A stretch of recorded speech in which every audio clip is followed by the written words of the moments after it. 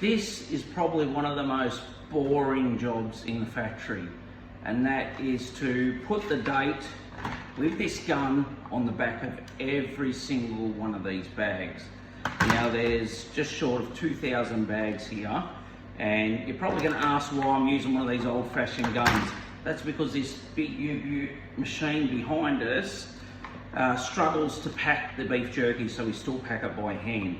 The reason for that is the nozzle that opens up the bags, because the bags were made the wrong size, and the company that made the bags for me made 70,000 bags of each flavour, the nozzle can't actually fit in and unload all the jerky into the bag without getting stuck, and that's because the bags are too small, just by 5mm. So a small mistake by the bag manufacturer has cost considerably hours and hours of packaging. So how I do it now is I do one bag at a time, and I just keep going until I've done the whole lot, and then the date's on the bag as so.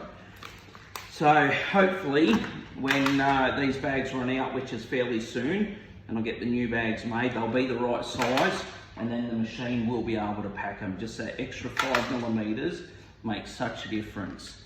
So I will see you guys on the next video.